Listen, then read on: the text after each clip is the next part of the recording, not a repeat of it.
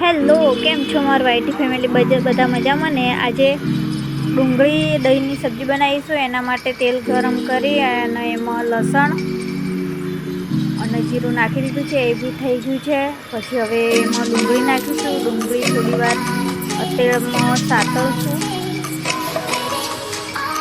ડુંગળી થઈ જાય એના પછી એમાં મસાલા નાખીશું. મરચું, ધાણા પાવડર, હળદી, એને થોડી વાર થવા દઈશું. એમાં થોડુંક પાણી નાખીશું એટલે મસાલો બધું બળી ના જાય એના માટે. એને પણ થવા દઈશું.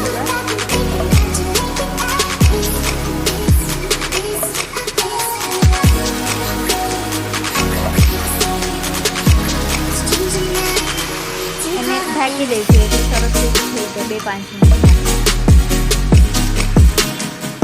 ત્યાં સુધી આપણે રોટલી બનાવવા માટે લોટ બાંધી લઈશું.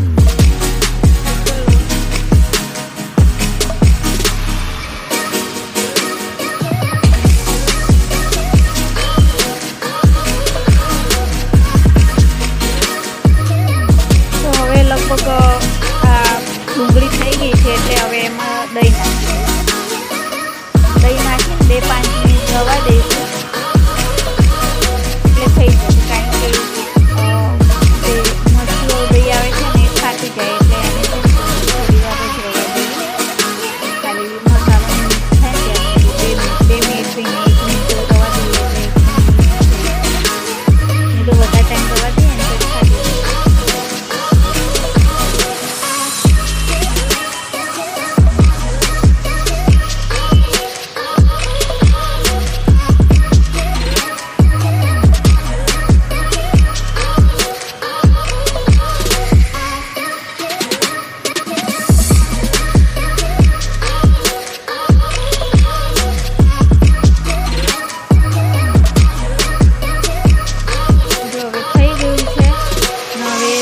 બનાવી લઈએ. લોટ બી બંધાઈ ગયો છે એટલે હવે ચલો રોટલી બનાવી લઈએ.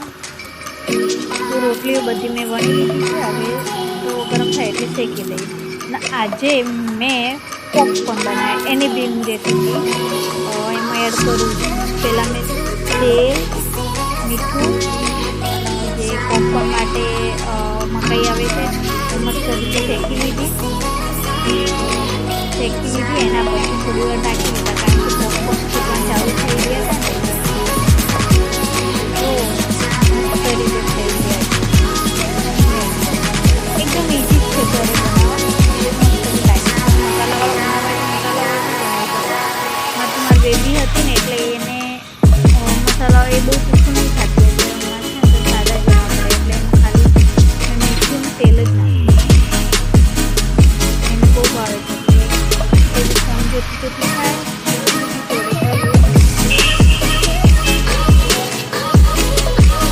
હવે હું બી ખાઈ લઉં છું. કારણ કે મને બહુ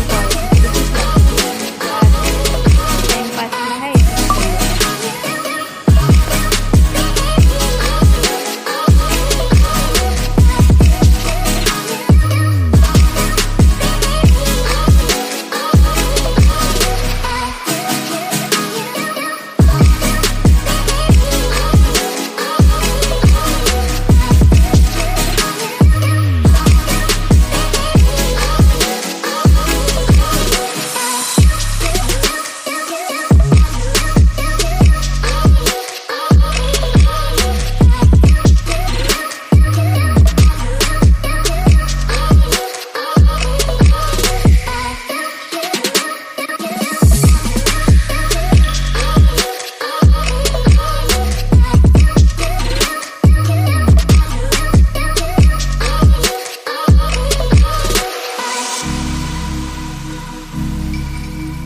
જો આ વિડીયો મારું પસંદ આવે તો લાઈક, શેર, સબસ્ક્રાઈબ કરવાનું ભૂલતા નહીં. ચલો મળીએ નેક્સ્ટ વિડીયોમાં.